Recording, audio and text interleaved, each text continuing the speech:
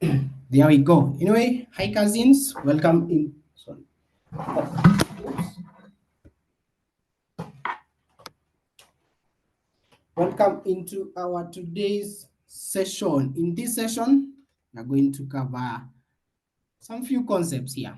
That is popular AI tools. That is popular AI tools with Python.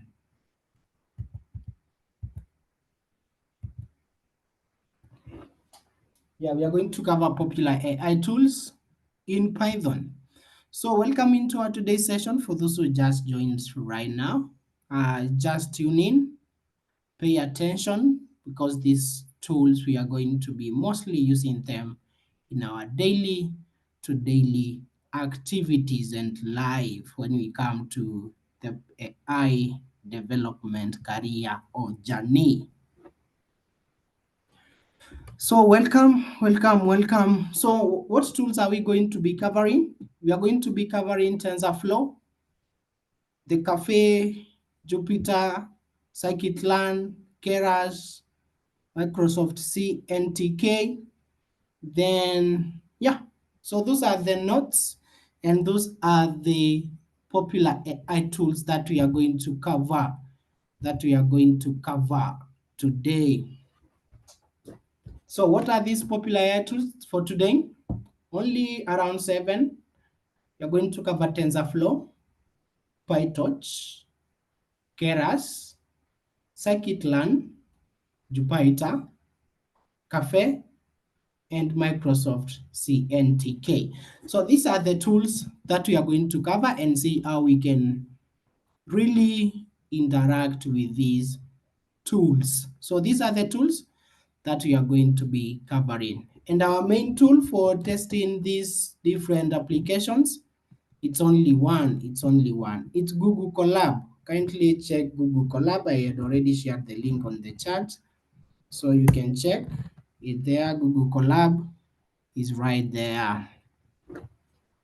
Google Colab link is right there. That is the tool that you are going to use. You can use your VS Code in case you want, your Casa AI, and any other editor of your choice. But my editor of my choice for today, it's Google Colab. My editor for today is Google Colab. So that's where we are going to be writing our code uh, in for today's session. I hope we are ready. So, oops, let me go back to here. So yeah, these are the tools. So we can cover one by one. The slides are just an overview. Then the code base, when we are doing our practical, we are going to understand better. So in that case, let's cover the AI tools. So why are we going to learn AI tools that we are going to cover? We are going to cover different libraries or frameworks that they can turn our code into magic, or they can turn anything into a useful tool. So that's the main goal for covering these AI tools. So the AI tools, they will help us simplify our building process when it comes to AI, our training, deployment of models, and many more functionalities that we are going to today. So yeah, we are going to be really seeing these AI tools.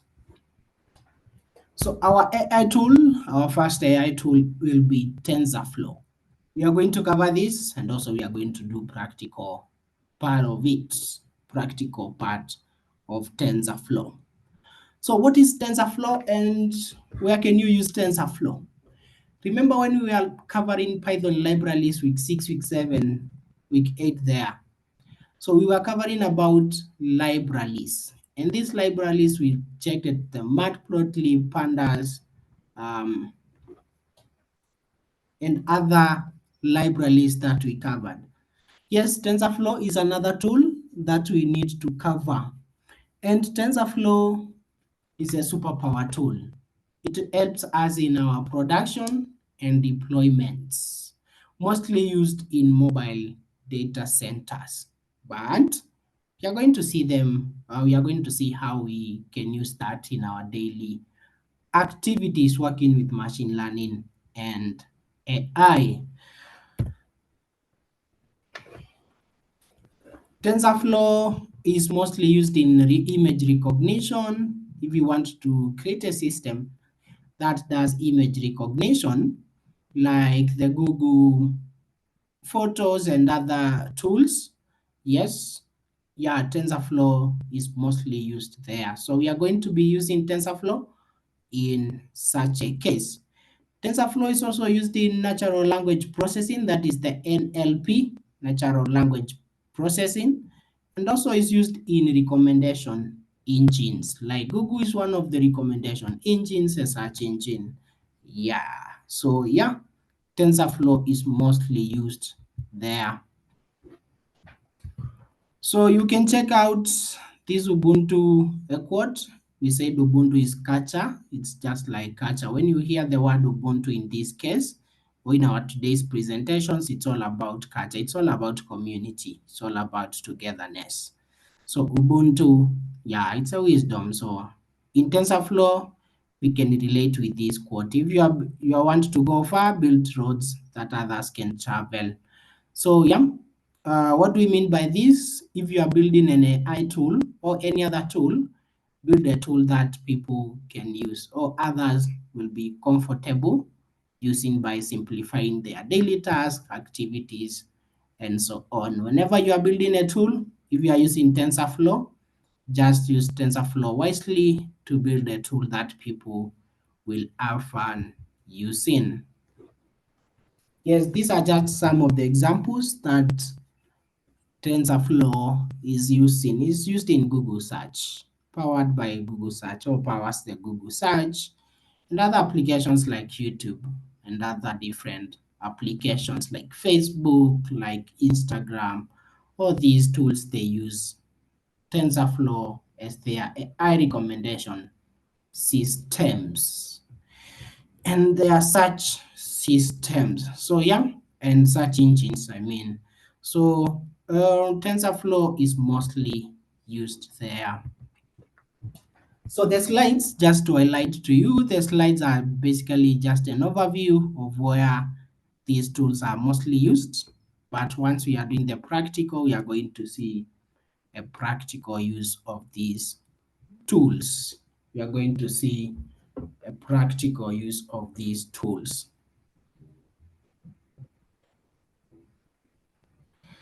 So in that case, what is PyTorch? In that case, what is PyTorch? PyTorch is another tool, is another AI tool that is used used for flexibility. It's mostly used for flexibility. Used for flexibility. So where is PyTorch mostly used? It's used in prototyping or rapid prototyping in academia, in bleeding edge research. So yeah, so you can use PyTorch in that case. Anyway, in case you don't know, PyTorch is loved by mostly like 70% of all researchers that we have over the internet. You'll find most of the guys, AI tool researchers, developers, they use a lot of PyTorch. And this one was developed by Meta. Meta is Facebook. Facebook, we relate Facebook with different applications or with different companies like Instagram, WhatsApp, Facebook itself, and other different applications that Facebook has. So it's a good tool. If it's developed by such a company, of course they develop these tools to use in their system. So we expect these systems to be efficient, effective, and actually very, very good tools. So PyTorch is a library or a framework that is developed by Facebook, that is Meta.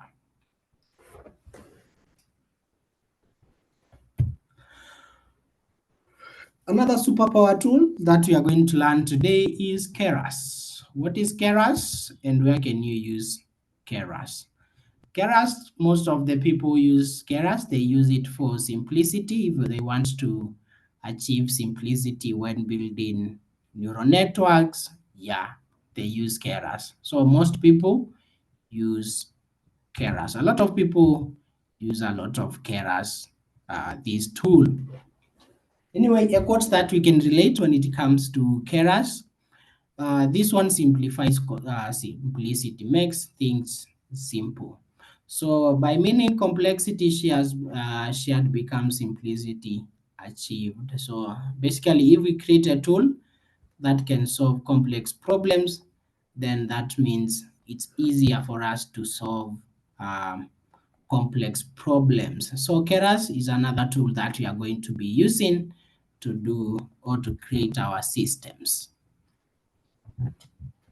So this is a fun tip in models. You're going to see this when it comes to the applications. So this one basically in case you want to achieve something faster, something more efficient, something more reliable, that means Keras is one of the tools that we can implement in our daily systems. So we are going to be using these um, tools. The next tool, of course, is scikit-learn.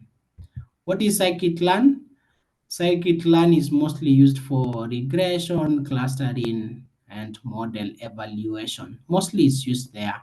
So this one simplifies complex API systems in which the system API systems, like for example, we know in ChatGPT we are using complex API systems, or it's a complex system. That means they have implemented complex APIs. Then yeah, scikit-learn is one of these tools that you can use in creating such systems. It's mostly used for clustering, model evaluation, regression, classification, and many other different tools that we have not highlighted in this slide. So yeah, scikit-learn is another tool mostly we are going to be using. And when we talk about classification, of course, we know wisdom is knowing which tools fits your task. So this quote relates with all these tools that we are going to learn. If you are going to learn scikit-learn, you just have to know where you can best use scikit-learn for, or how you can mostly use scikit-learn for. So yeah, scikit-learn is one of the tools that we need to use. So how can we relate this? Choose the best tool. Scikit-learn is mostly used in spam filtering. Whenever you are categorizing a message, an email, a post, a spam, that scikit-learn is mostly used there in these filtering systems. And also for Netflix algorithm, that is the recommendation part of it, uses scikit-learn. Netflix themselves, a big company like that, they use scikit-learn. So that means it's a very reliable tools that anyone can use in building their systems or systems.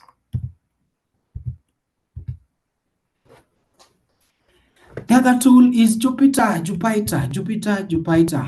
however you call it. Jupyter, yeah. Jupyter is another tool, and we used this in our week 6, week 7.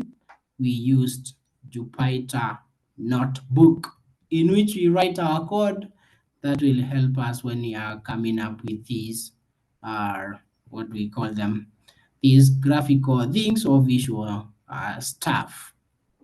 So Jupyter is another tool that is used as an AI tool. You can use it as an AI tool.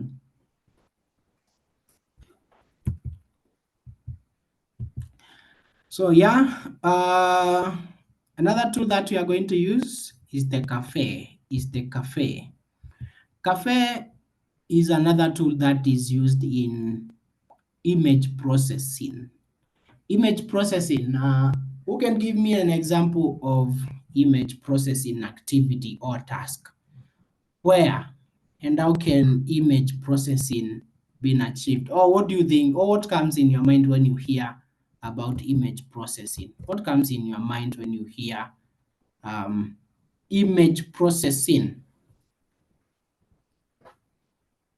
Yeah, in KYC, yeah, in this KYC verification, yeah, we use computer vision. Yeah, computer vision, Google Photos classification. Predicting a dog is an image in an image. Yeah, such kind of things. Blazing fast. When we talk about blazing fast, something that is fast, you can classify.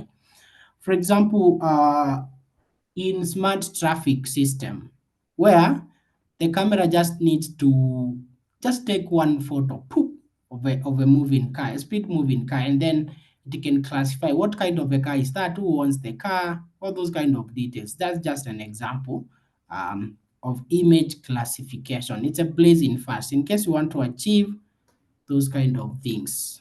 Yeah, visual recognition or visual biometrics. I think you have seen these apps where you can, maybe in your phone, where you enable face recognition or face authentication. You need to achieve some blazing fast activity. So it will just check the image, compare the image or your face with the image it has in its database in your phone, then it will authenticate you. That's another example of a blazing fast activity that you need. In iris security, yeah, those kind of activities. So these are some of the activities. So these are some of the activities that you can perform with Caffe image processing, a very fast image processing. So it's a good tool. One use case is like still powers real-time image apps, and we say the image apps are like the Google Photos, Google Lens, KYC, all those kind of verifications. Caffe is mostly used in those cases. And the last tool is the Microsoft CNTK. Microsoft CNTK. In case you want to create systems, mostly that do this kind of a task. What task? Mostly this task where you have to check on your hardware system optimization, like the CPU, GPU, TPU, and all those kind of things. Yeah, Microsoft CNTK is one of the tools that you need to implement when you're working with machine learning so that you can resourcefully use your machine, either your GPU, your CPU, your TPU, and all those other tools, or it's mostly used for optimizing hardware activities, hardware intense activities. Yeah. So in case you want to implement that, the best thing that you can do is by using Microsoft CNTK or CNTK from Microsoft. And we know Microsoft for creating some superpower tools like the Windows, the Microsoft Office, GitHub, of course, itself, C Sharp. Is it C Sharp? Yeah, .NET, all those kind of uh, tools, we associate them with Microsoft. Microsoft Azure or Azure, um, it's a tool. These are tools from Microsoft. So if this CNTK is developed by Microsoft, we expect it to be one of the best tools we have over at the internet for our daily usage. So yeah, so those are the tools that we are going to learn today. We are going to write code and see how we play around with them. So you can check some of the cultural activities or Ubuntu manifesto. Ubuntu means culture, means our day togetherness, coming up together. So in case you are implementing any AI tool, make sure that you follow these manifestos. It's just for creating some ethical kind of things like community, build a tool that community can use or community or people can use in that case. Of course, by creating useful tools, that means it's going to solve real world or real problems that we have in different areas or in different fields. Whenever you are creating AI tools, always make sure that you use the best AI tool or the best framework so that you achieve scalability. You achieve scalability. So yarn that are the AI tools, the 6, 7 of these AI tools that we need to learn.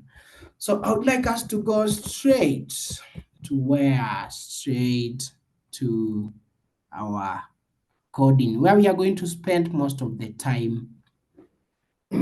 So where we are going to spend most of the time creating or most of the time innovating and understanding code. So yeah, we have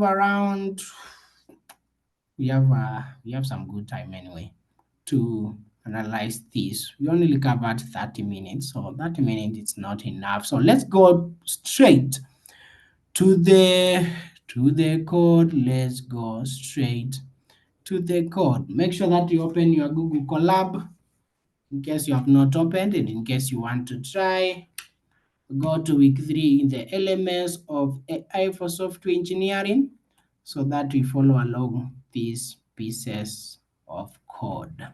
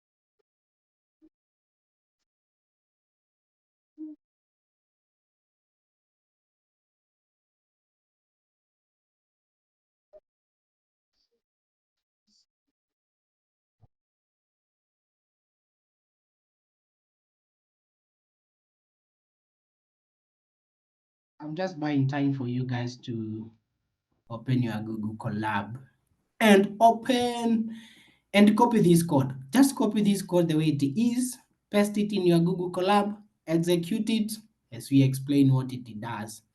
We have a lot of time to explain this. So here is where I want you to pay attention to. That is the practical part of it. So TensorFlow, let's get into TensorFlow, the T-flow, the TensorFlow. TensorFlow, let's just have a quick revision. TensorFlow is an open source machine learning framework developed by Google. So TensorFlow is a tool that is developed by Google. So as you can see, all these different tools that we are going to be covering today, the TensorFlow developed by Google, the PyTorch developed by Meta, Microsoft, and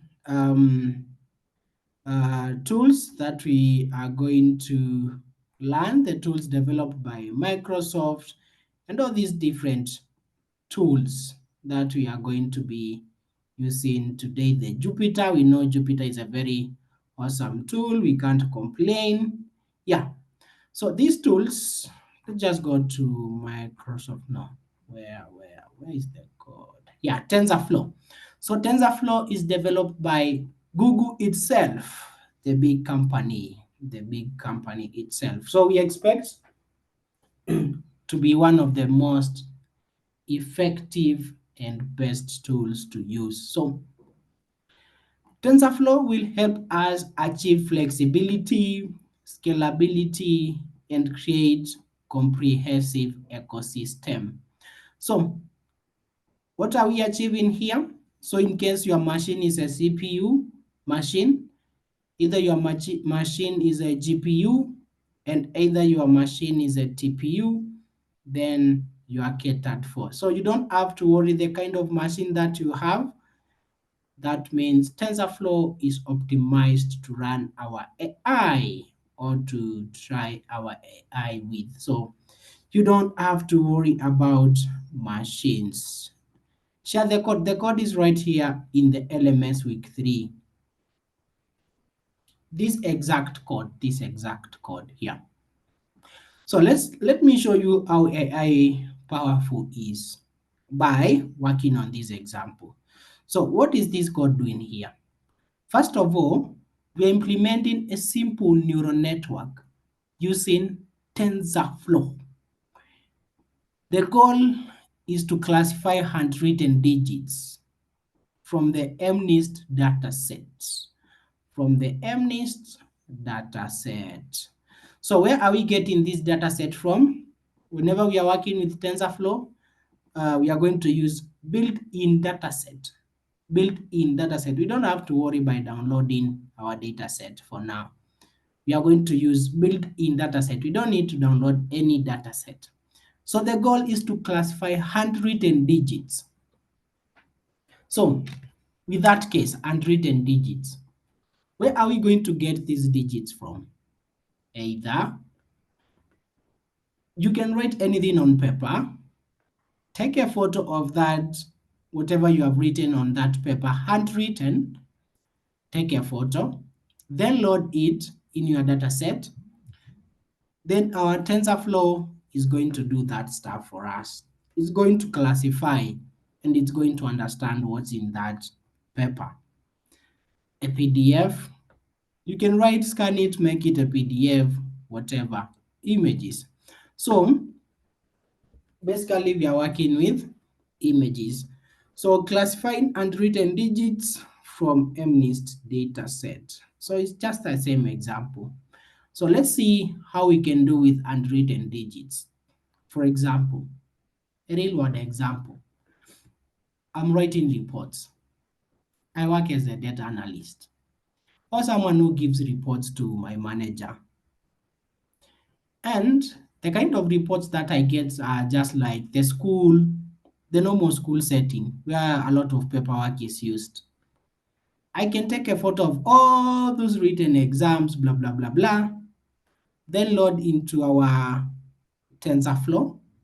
Then I can analyze, how are my students performing? How are our students performing with just reading the content inside that particular document or photo that we just uploaded?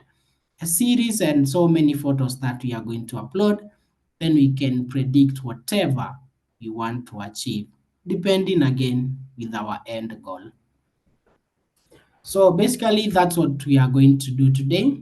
Where are we going to get our images? We don't have to worry. We are going to use the MNIST dataset, that is the built-in data set. So make sure that you copy this code and paste it in your Google Colab. Then we see how this data set works or how this code really works. So pay attention. Pay attention to the code. I'm going to do some technical stuff. And technical stuff is just like technical explanation of this. So how many people were not here in the morning session before we start explaining the code? How many people are not here in the morning session?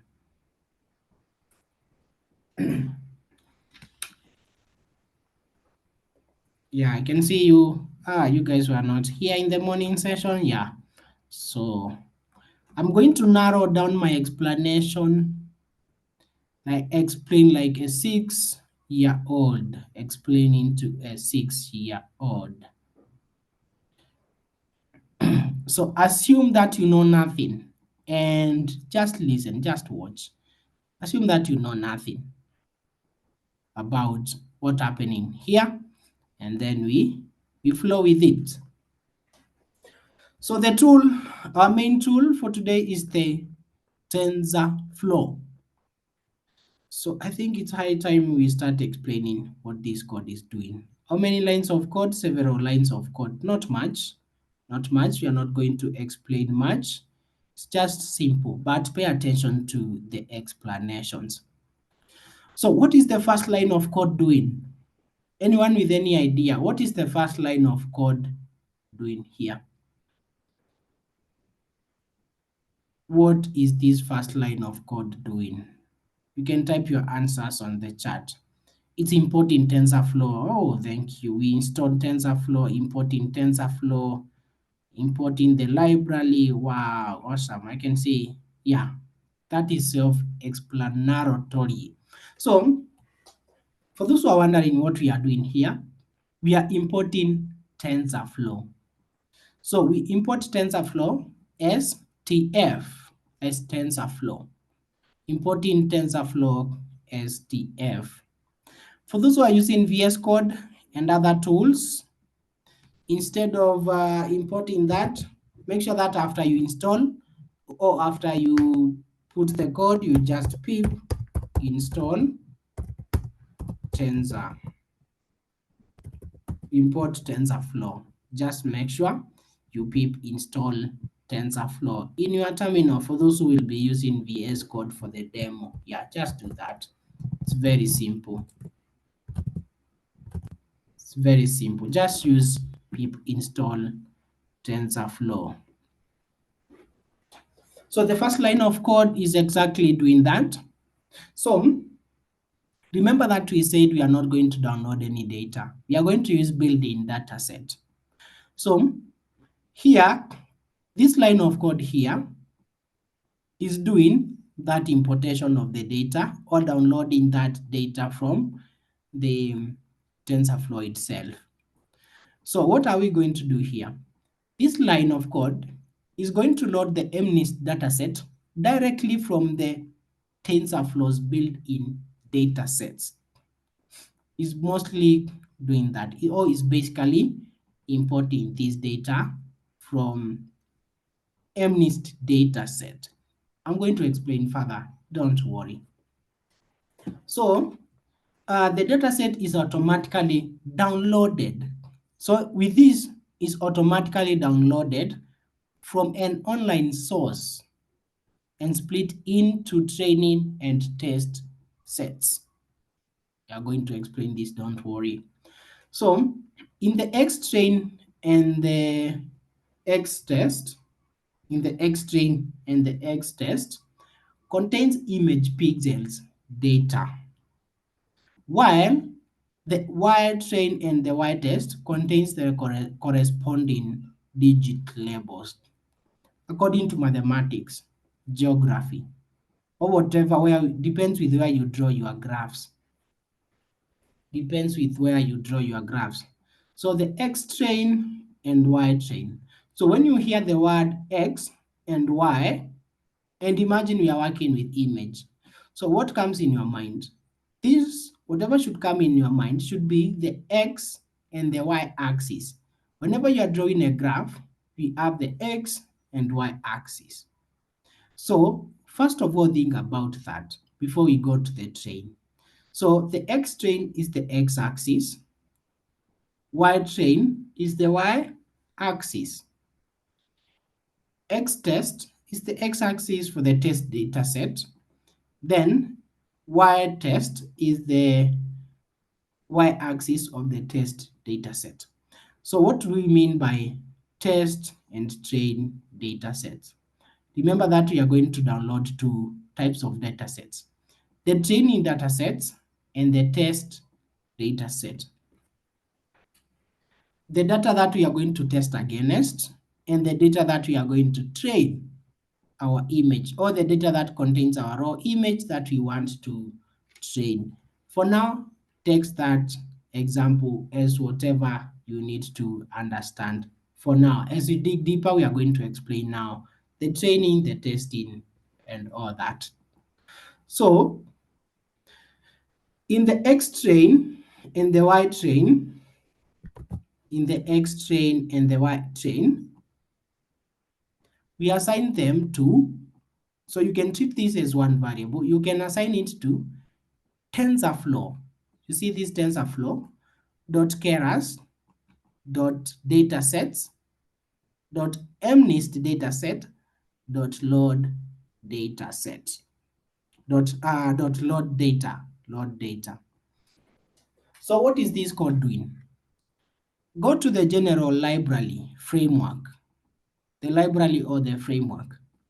Inside that framework, go into the keras, then go into the dataset inside keras. Inside datasets, we have different datasets. Only take the MNIST dataset and load it into our system. So this code is doing that. So let me explain the chaining. The chaining is the dot. So go to TensorFlow. Inside TensorFlow, go to keras. Inside keras, go to a list of datasets. Inside the list of datasets, we have different datasets. So go to MNIST. Then then load the data. In real world example, that's why I was asking who was not here in the morning session. In real world example is basically like, go to TensorFlow. So let me go here. Let me just log out and show you in real life application what we mean by the chaining. So I'm going to compare the two. Go to TensorFlow. Pay attention to this. Go to TensorFlow. Go to the LMS. Log in. Okay. So that is the first step. We have gone to the TensorFlow. Inside TensorFlow, go to keras. So in real world application, this is what it's doing. After you log in the first step, go to a list of courses, explore courses. Hope you are good up to there. So the same case, go to the LMS, go to a list of courses. So go to TensorFlow, go to keras. So go to datasets. So we have already gone to LMS. Go to our datasets. For example, you have a list of things here in the LMS. So go to list of courses. Go inside Python. So basically this is totally new. Go inside datasets. Because we have different datasets, the same case where we have different topics here. Use the MNIST dataset inside these datasets. The MNIST dataset in our case, for example, can be Python libraries, whatever topic. So we go inside building data structures. So basically this is going inside and checking the MNIST dataset. Then after that, because we have already found whatever you wanted, the last function or method is to load the data. The last thing in our LMS is actually to read whatever we wanted, just as simple as that. So with that, go inside of this, go inside of this, go inside of this is the same case as this. Go to TensorFlow. Inside TensorFlow, go to keras, go inside datasets, check the MNIST dataset, then load the data. And it is as simple as it sounds. So in case you ever see something of this sort in your life, just know it's following the same procedure that we followed with the LMS demo example. It's using the same logic. I can see people have already understood that, so you'll never get confused again. I hope that was simple explanation. Nice one. Yeah. Thank you, Pasho. Nice one. Nice one. So whenever you see such kind of a flow, it's following the same procedure. It's just the same as going to your code base. It's the same. Let me just demo with this code base here. It's the same case as going to your code base. Go to the source file. Inside the source file, go to the assets or whatever. Go to, for example, components, because components is inside source. Then take the exact page that you want. It's the same case. Nothing complicated there. It's as simple as it sounds. Up to here, we have already loaded the data. And remember this data as the X and Y axis. And what kind of data is this? Images. As simple as that. The next step is basically normalize the pixel values. Normalize the pixel values of the images from the original size. The original size ranges from 0 to 25. It's just like scale. Let's say that in human terms, we are basically ranging things from 0 to 20 to 255. What if we simplify this and represent this in a scale of 0 to 1? We assume that 255 is 1. 0 to 255 is 0 to 1. So that means in case we are presenting items, we won't have a hard time reading through. So for us, it's easier to read from 0 to 1 because 0, we know it's near to 1.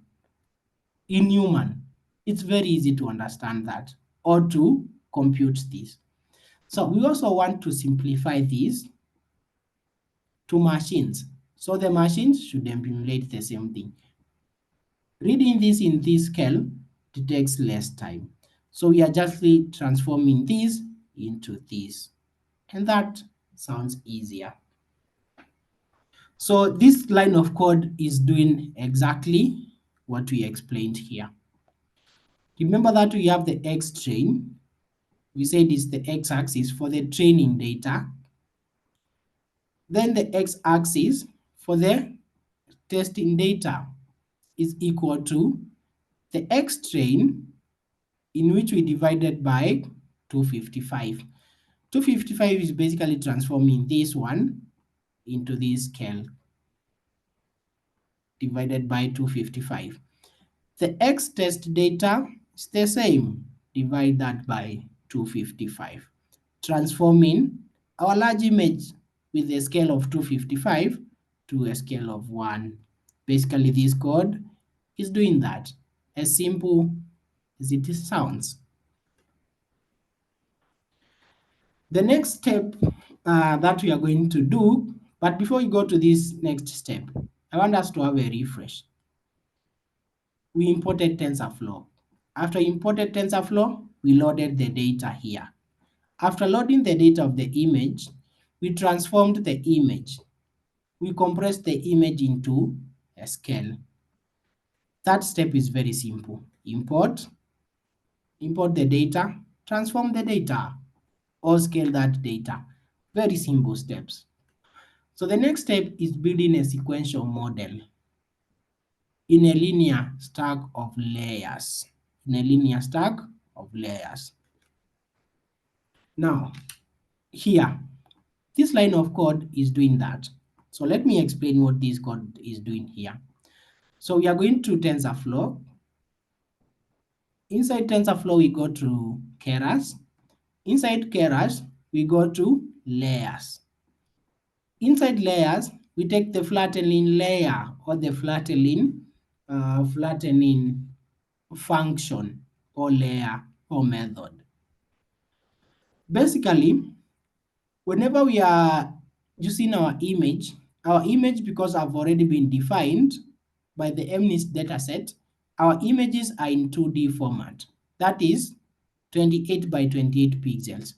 In the y-axis, the size of the image is 28 pixels, and the y-axis and the x-axis is 28. So this image is a square image, 28 by 28, and that is a 2D image. Now, what if we transform this image from 2D into 1D? And when we transform this, is equal to 784 pixels. So basically, we are multiplying 28 by 28 to achieve 784 pixels. Why are we transforming our image? Remember this, our algorithm will take a long time to read through the y-axis and read through the x-axis. What if we simplify this by 28 by 28 and we transform this into 1D? Very simple. So basically, it's doing that. So we go to TensorFlow, Keras. Inside Keras, we go to inside layers and we take the flattening model, function, model, method, however you want to call it. Then we call it there. Then our input shape, the shape of our image is 28 by 28. So basically we want to flatten this image, right? Simple. Very, very simple stuff. So up to there, I hope we are good. Now we can stop there and refresh again. We imported TensorFlow, loaded the data from the MNIST dataset. We transformed our image scale because we don't want it to read in that large range. Then after that, we basically did what? We flattened the image. Simple steps.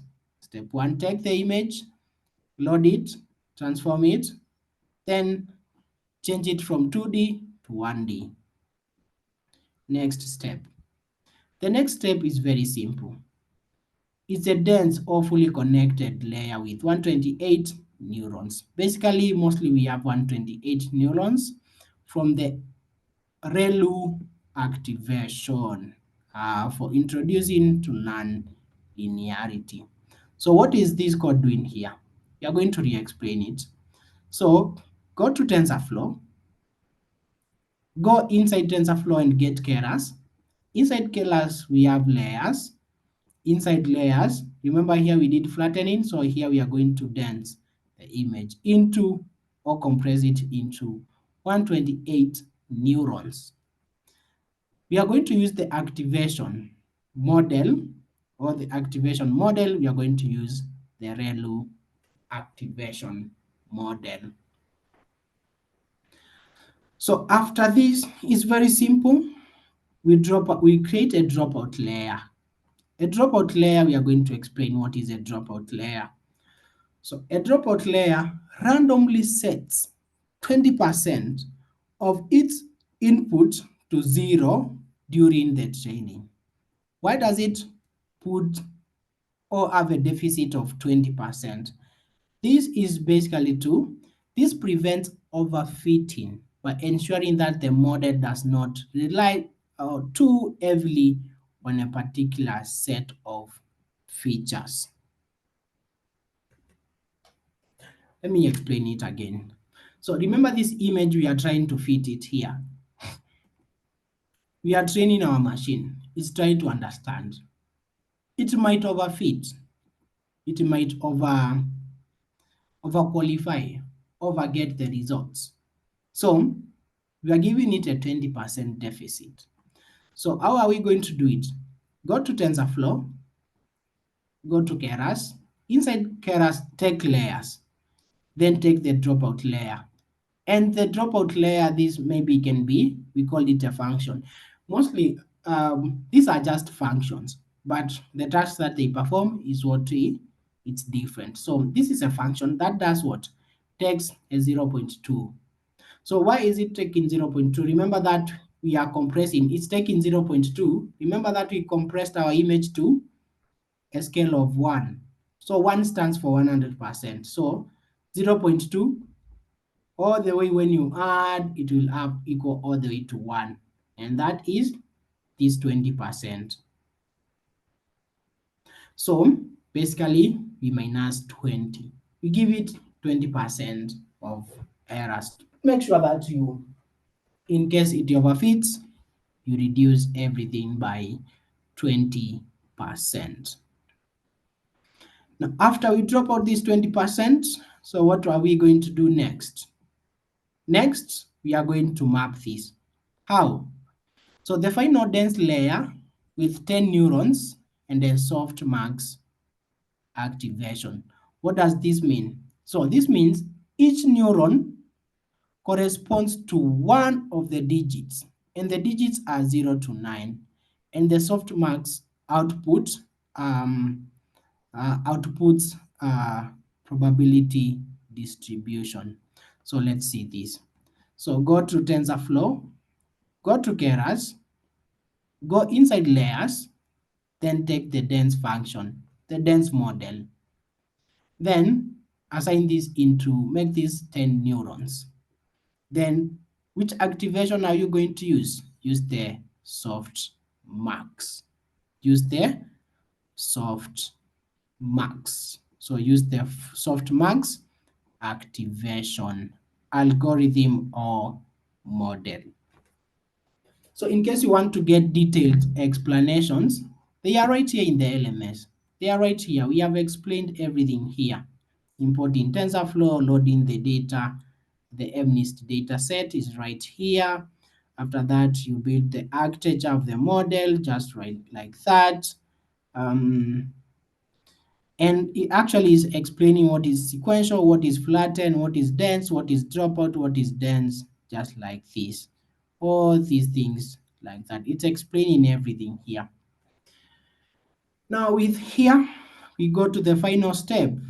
And the final steps are basically compiling now the code or compiling the model to get the output that we want. So we can explain this before we do a refresher. So what is compiling the model? Compiling the model, we are going to use an optimizer. We want to make sure that our model is optimized. And optimized, making sure that everything is working correctly. So the Adam optimizer basically does what? Adjust the learning rate during the training. You are going to see further explanation. So we also need to calculate the loss. The loss basically is a function. Loss function is used to offer integer labeled classifications. Then the metric right here is for accuracy, to calculate the accuracy of our model. This data that we have trained, how accurate is it? Or how accurate is our output? So the metric here is going to calculate the accuracy just like this. So go to the model, and the model, compile the model, use the Adam optimizer, calculate the loss, then the metric, or calculating the accuracy of the model. So what is this Adam optimizer doing? For example, it's just like limiting, reinforcing rules. So it's just like reinforcing these different rules. In the morning, I gave an example of Adam and Eve. So when we are running this model, we expect it to have errors, just like human beings. Eve went and took the apple. Then Adam was instructed to do what? To optimize Eve, to control Eve at some point and control everything in the Garden of Eden. So basically this Adam here is doing the same kind of stuff, controlling everything, optimize everything, make sure that everything is running correctly. So this Adam is basically doing that optimization. Make sure no one sins. Make sure that you regulate people from sinning and eating the that forbidden fruit. Just basically like this. Adam is doing the optimization right here. They don't love these Google people. Why did they use the name Adam? They could have used someone like let me see someone we can like Brian Oko. They could have used someone like Brian instead of using Adam. Instead of calling this Adam. Or they could have used Oliver. Oliver Aquana. They could have used Oliver Aquana. They could have used Moses. Moses, why are you saying Kevo? They could have used Moses. No, Moses is a bad example because Moses um we get that Moses turned or had to beat the rock to produce water. No, we can't do that. Moses is not a good person in that example. So yeah, anyway, they could have used Adam. It's a good one. So after you optimize this, basically is training and fitting the model. Very simple. Training and fitting the model. So what is are we doing here? We are going to train the model. Training a model can be, for example, training a model can be, let's say, uh, we are running a race, right? In this race, there are certain things that we want to achieve. We are not just running. We are running trying to achieve a certain goal, trying to achieve a certain accuracy. Can either be time, speed, whatever that we want to achieve in that particular race. So we can't just run one time and we say that we have achieved whatever we want. So we can run it over several times. And these times we are calling them epochs or epochs. Epoch. So this epoch, we are going to run it several times. It's just like looping several times, just like creating a loop. A loop runs the first time, second time, that time, until we achieve a certain accuracy. Until remember that we are working on image recognition or image reading image, the data of an image. The first time we run through the code base or the data set, make sure that you capture everything, right? So basically it's doing that. The first time we do that, we run the model.fit, we run the x-axis, that is the x train, then the y train. Remember we are using the training data set, the data that we can use for training. The raw images is the y train, the data. Then how many times are we going to run? We are going to run 5 epochs. Epochs.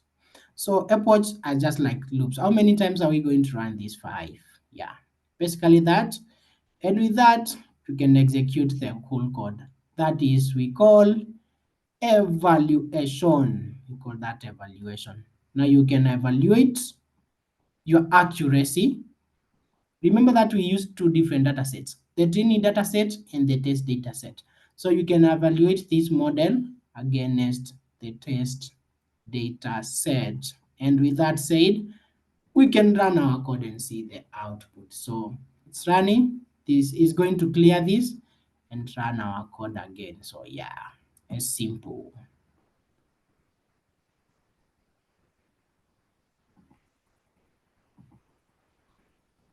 So it's going to run, so don't worry.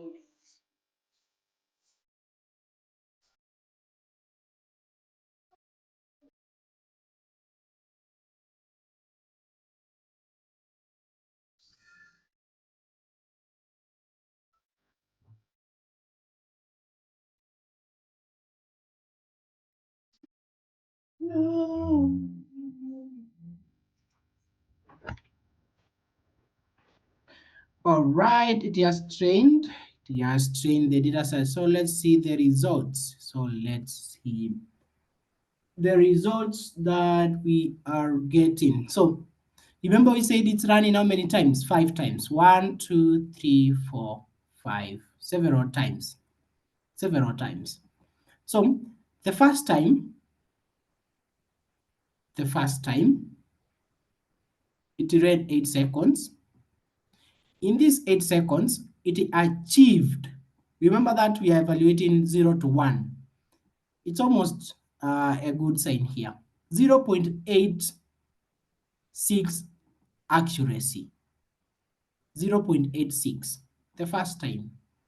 Second time we achieved a good one. That was 0.95. This third time it was trying to read for accuracy and it got 0.96 with a loss of 0.1072. The fourth time 0.75, 0. Then the fifth time is trying to achieve more accuracy. It's trying to achieve more accuracy. And actually it got 0.9754. So compared this one to this first time. So this means it has more accuracy. So the more times you run, the more accuracy or the better accuracy you get. So out of all this computing, all this accuracy level, the accuracy average is 0.9743 accuracy with a loss of 0.08. So basically, it's just like that. It's trying to achieve accuracy. So what do we achieve here? Now, assume that we wanted to take this into the next step. In case we want to take this to the next step. So basically, it's the same. So we could have trained our images, read our image accuracy, and tried to provide this output. Instead of providing this output as raw, we can provide this accuracy as graphs, depending with whoever I'm giving the results to. So this one, we can present it in different ways. The accuracy of the models, is this model ready to use? Is everything, can anyone just use this model? Things like that. So this is the accuracy level. And imagine, with that said, we have achieved our first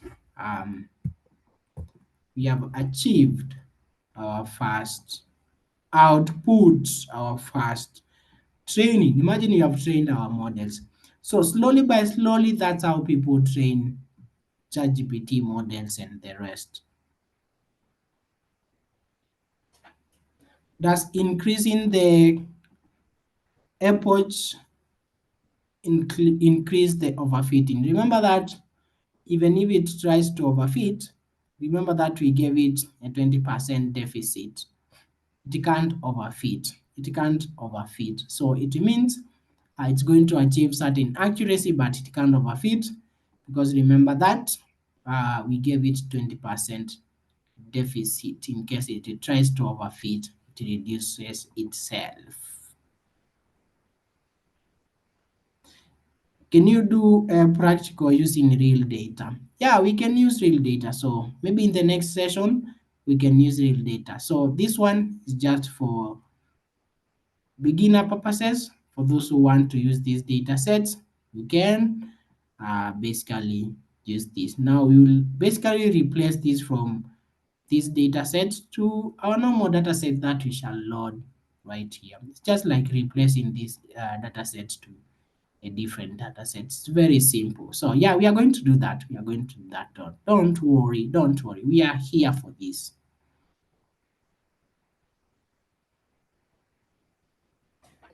How can you see the images? So the moment that we were running this code, when I go to Google Colab, should be somewhere here. So whenever I was running this code, remember that we had no data set. So the data set automatically was downloaded to here. You see this data set was downloaded to here. Then my drive, go to, my data, all this kind of data set. No, where is it? Sample data. You can read all this data. manifest, or the MNIST test, MNIST chain, small CSV, all this data set is right here. It's right here. It's right here. You can check Google Colab notebooks and all these kind of data sets that you have. So it has been downloaded right here. Let me see. Google Colab notebooks. See all these images right here, TensorFlow, all these different data set. Ignore this Google Drive, but the sample data is right here.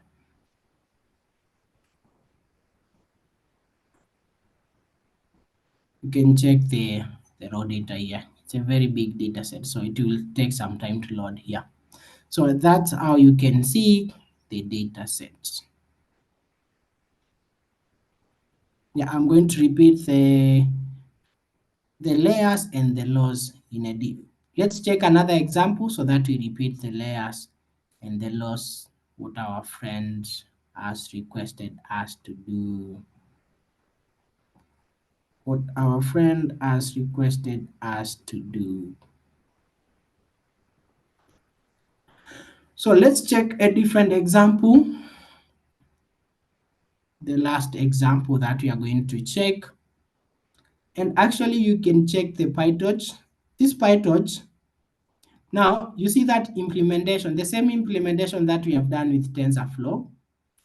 Actually you can do the same implementation with PyTorch with the same. Remember, you'll just find a small difference in the code base, a very small difference in the code base. You'll find a very small difference in the code base with the PyTorch. Very minor difference with the PyTorch. Can we, how can we report such results? For example, you want to represent it as stakeholders in a company. It's very simple. How do we present that? Depends on how you want to present it. You can present it in form of graphs. That's where now, in cases we wanted to present this data, all these results into a company, now that's where our amazing tool that is the Jupyter and also PyTorch comes into play. Or depends with how you want to write the report. If you just want to read the report and just write it manually, it's good. You can screenshot, depends on how you present your reports. So let's check a different example. A different example will be basically, we said PyTorch is the same, just the same with different implementation, just the same thing, just like that. You can check out. So we can check out the Keras. In our case, we can just check out the Keras. So all these examples, we are working on one same set of data set that is classifying handwritten digits. So how can you classify handwritten digits in different ways? Using the CNTK, using the Keras, using the PyTorch, all those kind of tools. How can you classify images with these different ways? So PyTorch is the same, just like the TensorFlow with a minor difference. So let's check at the Keras. This is the last example for the day, then we try some new stuff. So Keras. What is Keras?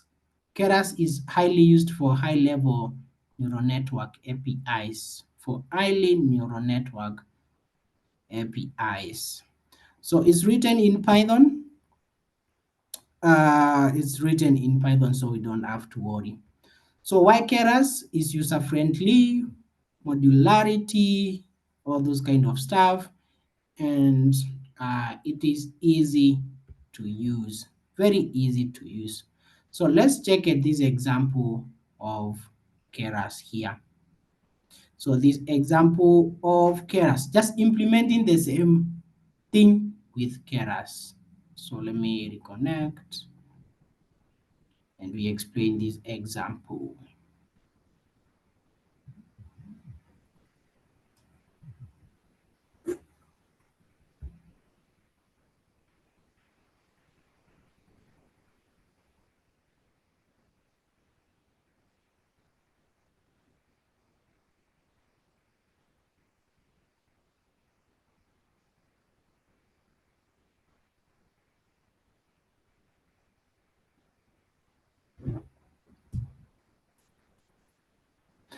So yeah, it's a very good example. Let me say, let me check the last thing in our playlist.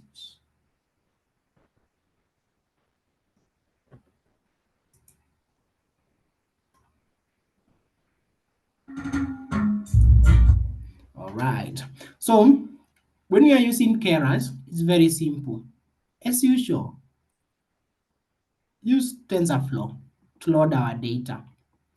In TensorFlow, the same way that we loaded our X train and Y train, X test and Y test, it's the same way that we are using the TensorFlow.keras.dataset.mnist.dataset.load. This same piece of code is the same piece of code here that we just explained. The same piece of code, no difference. The same piece of code. Is this really Keras? Let me check. Let me check. Let me just cross check.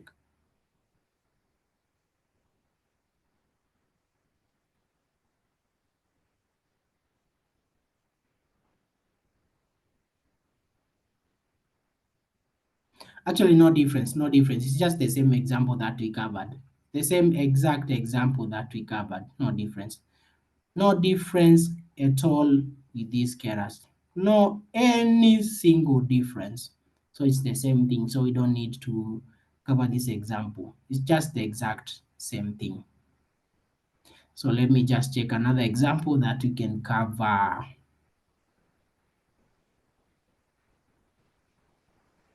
Let me check another example. Can we cover this scikit-learn? Do we have any difference? Yeah. So let's cover the scikit-learn. Scikit-learn. Let's cover the scikit-learn. The scikit-learn and see the difference. So what is scikit-learn will be the last example for the day. Because we have already explained the steps, it's just the same steps. So let me just explain this example. So here, the scikit-learn. So scikit-learn is a Python library for machine learning that provides simple and efficient tool for data mining and data analysis. So for those who were asking some time back, how can you use AI for machine learning? Basically, you can use the scikit-learn for that case. It's a good tool for data mining and data analysis. It's a good tool for data analysis. So the key features in scikit-learn, it covers a wide range of algorithms. You have so many algorithms when it comes to scikit-learn. It's easy to use, of course, we are going to see, and integrates well with other libraries like the NumPy, the SciPy, Matplotlib, and other libraries. Why is it working with the NumPy, Matplotlib? Remember that we are saying it's a good tool for data analysis. It's a good tool for data analysis. So let's cover example of that. And what example are we working with? We are implementing a simple classification model using a scikit-learn to classify iris flowers. That is iris flowers. Iris flowers. Of course, we are going to use the iris data set. We are going to use the iris data set. Where is it?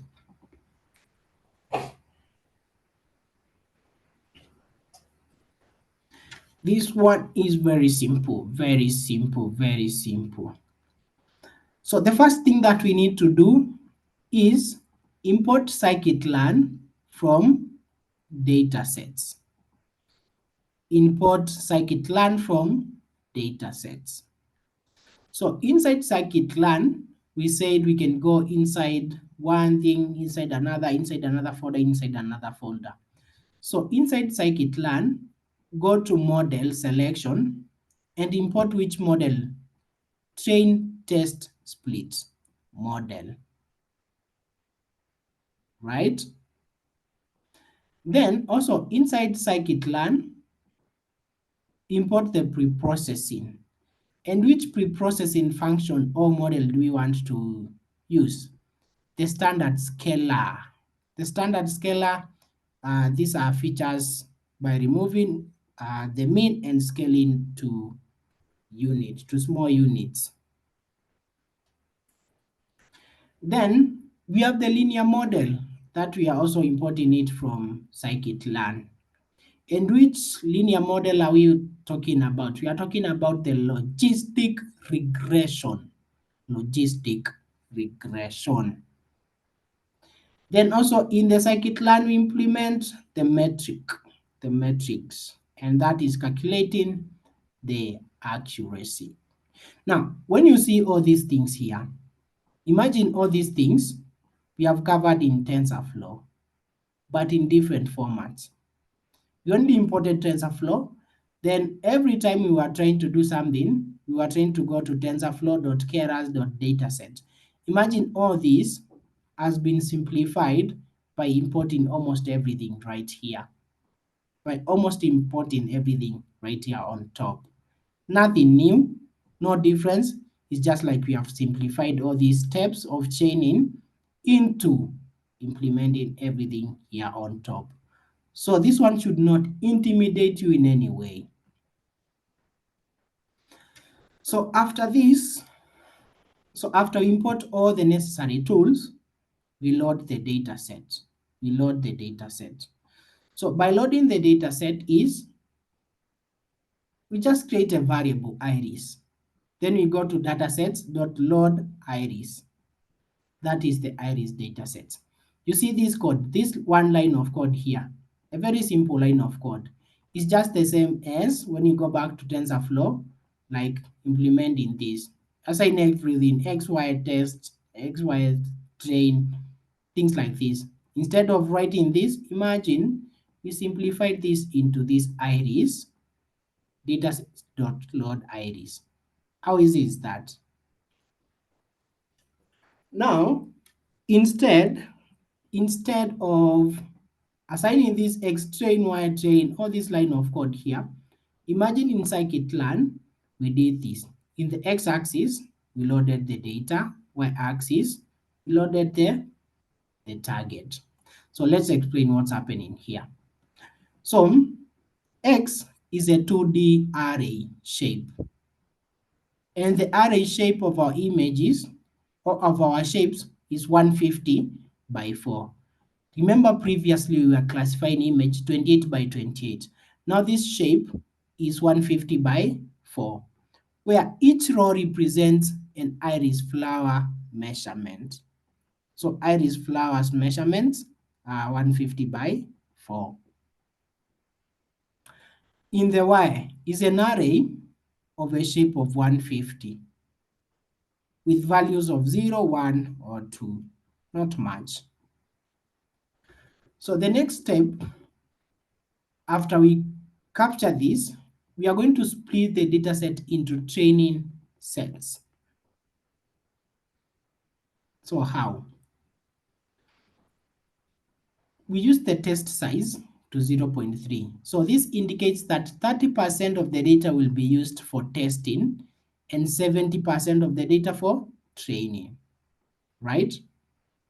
Now, here we are downloading one dataset. In our TensorFlow, we downloaded two different datasets. Which datasets? Training dataset and testing dataset. But in scikit-learn, we downloaded one dataset That is 100% data set, but we split 30% of that data that we have downloaded will go to testing. 70% of the data that we have downloaded and loaded will go to training.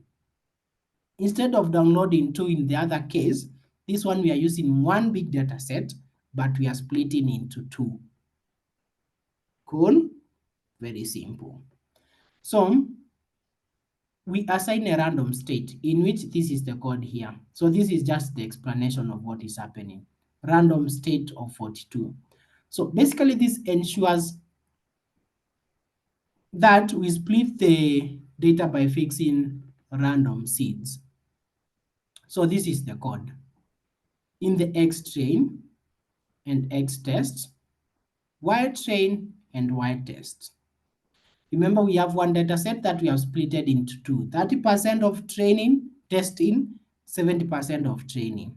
So that means we can get the X train and X test. We can split into two. 30% testing, 70% training. So we call a function here that is the train test split. Where are we getting this function here? This function, we had it here. The model. The model is here. Train test split is this one here. Train test split. X, Y. The test size of the data is 0.3. 0.3, remember, is test data. Is this 30%? The test data is used for testing. Then the random state is 42. So the next step we are going to do is standardizing the features. What is standardizing? This is just important because it puts all the features in a common scale, especially that is beneficial for machine learning algorithms. So the scalar is the standard scalar. It's the standard scalar. I want us to relate this standard scalar as the example that we used here. Remember that we are scaling our images from 0 to 255. We created a scale of 0 to 1. Remember this example? Then we standardized our image from 2D to 1D. Borrow that idea to the scikit-learn. Standardize our image or our properties with this scalar. Okay? If we standardize that, then we can use the X train. That is, we use the scalar. Remember this scalar that we called the standard scalar. Then we fit the transform, the X train. Then we transform the data for testing. Imagine as simple as that. So after we standardize, we load the data for transformation and ready to train. Then we transform that, the remaining percent, we transform it to go back to testing data set. As simple as that.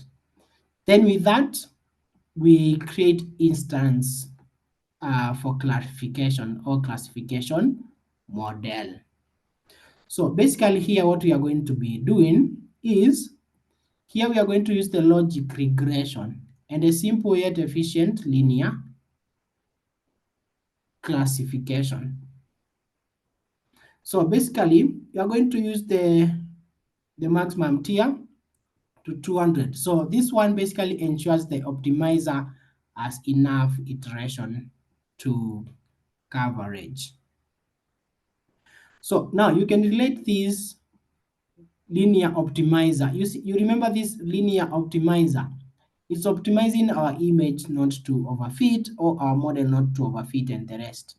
Remember when we are working with the TensorFlow, we limited our image with this 20%, not 20%, but with this Adam optimizer, just to make sure that it does not overfit, does not overtrain, does not overqualify with this Adam optimizer.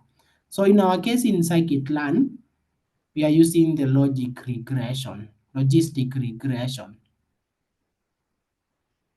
So after that, now we can train our model. So this one is the optimizer. Remember the Adam optimizer? Now you can relate that to this logistic regression optimizer.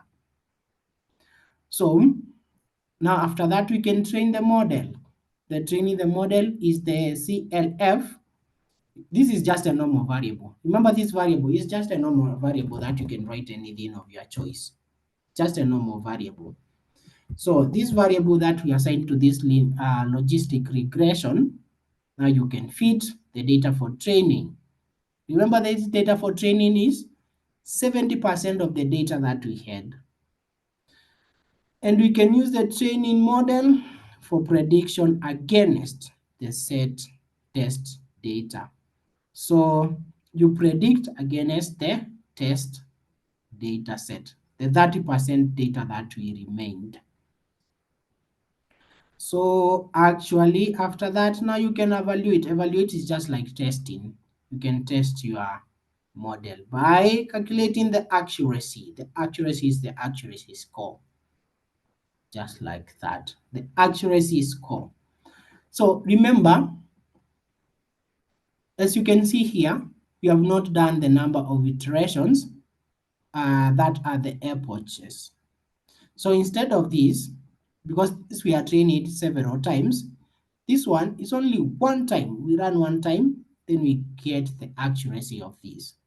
So if we try to run this, then we see the basic output. So let's see our output and then we welcome questions in case of any. I know that maybe you have floated at some case. How many have floated in the second example?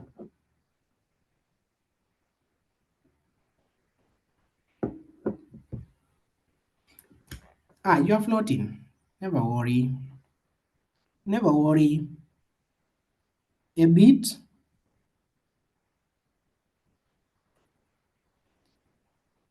You are floating, guys? Why are you floating? But remember, you are not wrong. It's day one. It's day one of doing this thing. Don't expect it to just catch up that easily. It's day one. Remember that we have different kind of people. There are people who will just check something once, they get. Other people will read twice, they get. Other people will read several times, they have to keep repeating and they get it. So just know where you are at. What kind of a person are you? Are you the kind of person who will just do one time, then you get it? Or are you the kind of person who will need to repeat several times and you get it? Yeah, it's already done. You can see prediction accuracy is 1. That is maybe 100%. So just know the kind of a person you are, then you will slowly get. Remember, it's day one, never worry. If you don't get anything, it's day one. It's day one. It's day one. Don't worry. You are perfectly fine. And we can make this. I want you to guess how many times I had to repeat this thing for me even to understand how this is done. How many times personally? I'm the kind of person who will repeat like 10 times for me to grab something or to understand something. And I accepted myself. And that's how I learn. Just know the kind of person you are, then work with that. I just have to have interest in this. Yeah, 7 times. Nicole, you are perfectly fine, Ochieng. You're perfectly fine. It's day one. It's day one. Let no one intimidate you. Someone is saying we are in the same WhatsApp group, Kuzo. Niaje Kuzo. Hi, Kuzo. Should Kuzo repeat or not? As your big cousin, should I let you have some time for revision or what? What do you want as your big cousin?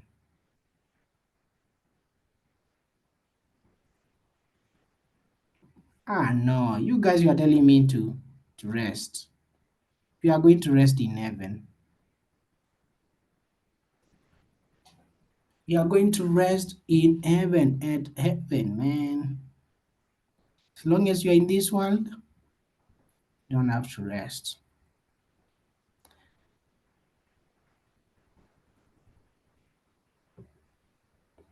Sorry, Anne. Sorry, Anne. Sorry. People are saying that they will catch up later. Oh, you are saying your accuracy is not 100%. Remember that we are scaling from 0.0 to 1. It should not be 100. It should be 1. I said this is equivalent to 100. Remember that we are scaling. This is 1, so it's accurate. Accuracy is 1.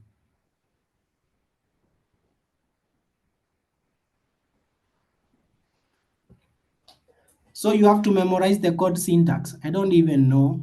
I can't even write that off it. Sometimes I have to refer. You can't memorize everything. I can't memorize writing a loop and at the same time memorize training a model. I'm not a robot. You can't memorize everything, guys. You just have to understand how things are done. If you understand, it will be easy. You'll just see this code and say, I know where it's not working. I know why it's not working. You just have to understand. Memorizing is just like cramming a poem.